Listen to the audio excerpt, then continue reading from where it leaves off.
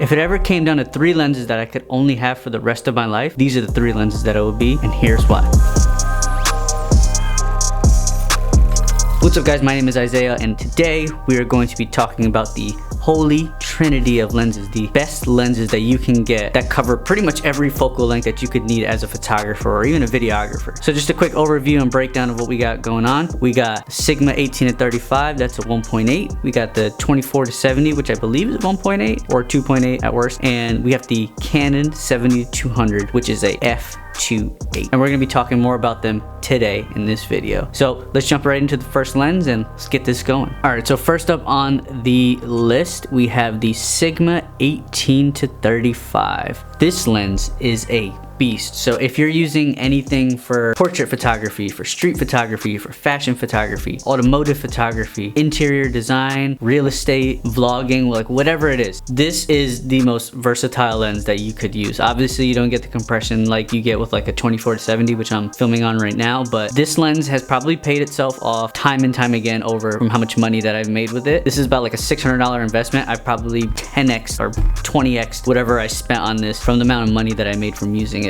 So here's a few key points why I think this lens is fantastic. This is a 1.8 lens, so it's super shallow. It lets in a ton of light, so that means you don't have to bump up your ISO as much or even drop your shutter speed, so you have to like, you know, like stand still and not move for like when you're at like a 40th of a second, which is crazy. But you're able to crank up that shutter speed so you can get that tack sharpness, get that action in frame, and just so sharp and dialed in, and as well as also keeping down your ISO, which is big too because you don't want grainy photos. This kind of allows you, at least with the aperture that's at, to not crank your ISO up so much, and you're gonna get a lot cleaner image out of it. But even just for like the diverse amount of things that you can use this for, this lens is probably one of the most versatile lenses that you could have in your kit for anything wide to like medium wide. Sigma 18-35 is for the crop sensor. This is dope to have in your bag. Just saying, everybody should have one.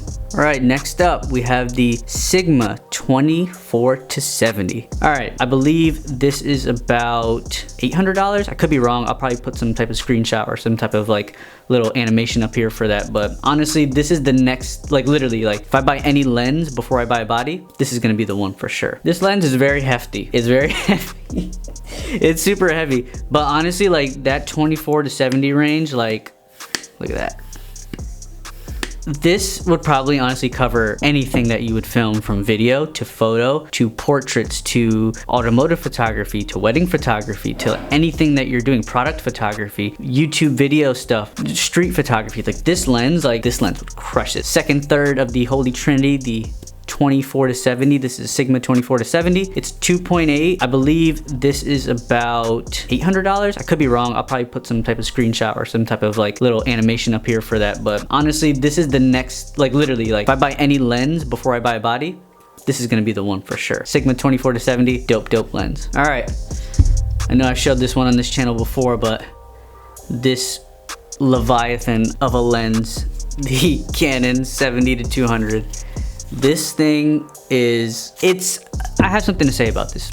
This lens has a very particular use. So when I bought this, I was working for an automotive company where they built like resto mods and stuff. So obviously use this for shots where you're putting it on websites and you need a clean white wall behind it, and you just kind of need it to be separated from your background. But the more and more I started using this lens for other things, the more and more I found myself using it for specific shots. So I don't use this for everything, because even for portraits, like that 70 is probably good for portraits. But one thing I started noticing when I was using this lens for my style of shooting is I didn't really go into the 100mm or 200mm. And if I did, I would probably be at like 115mm, because for automotive, that was like the sweet spot for me. But granted though, take this for what it is. Like I'm on a crop sensor, so this is not really a 70-200. This is probably like a 112-300. But in and of itself, this lens, like I use this actually for, in the second vlog that I had, the New York vlog, it's called Vlog 02 on my channel. I use this lens to capture like photos of like the Freedom Tower with the moon behind it. If you look on my Instagram, I use it to capture the Empire State Building, kind of like the little head of the Empire State Building. I used it for that as well. And this thing just melts away your background background, and it really isolates your subject. So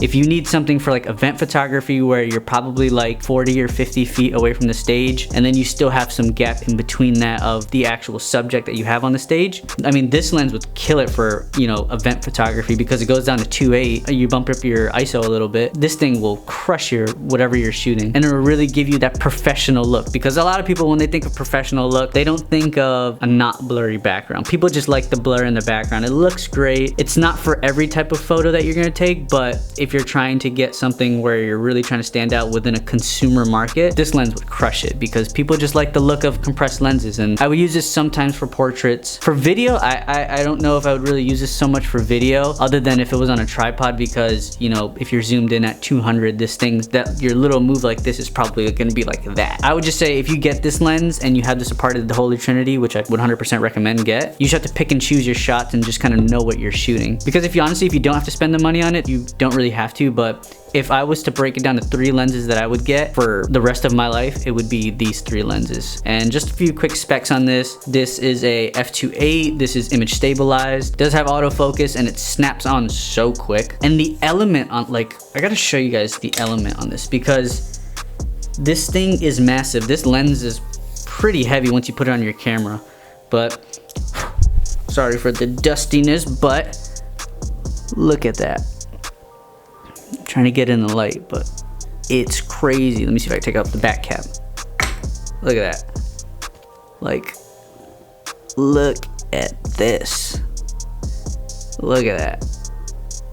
It's like, this lens is a beast. Like, you could literally, you could assault somebody. This could be a weapon. No, I'm just kidding, I'm just kidding. Do not use this as a weapon. This is very expensive. Honestly, like, you could use this for pretty much any type of photography. If you're shooting like landscapes, obviously this is probably not it. You're probably gonna wanna shoot with your 18 to 35 because you wanna get everything. That kind of completes the holy trinity of lenses. I have the 18 to 35, 24 to 70, 70-200. But yeah, that's it for me, folks. Hope you enjoyed this video. The holy trinity of lenses for any photographer, whether you're a beginner, advanced, doesn't matter.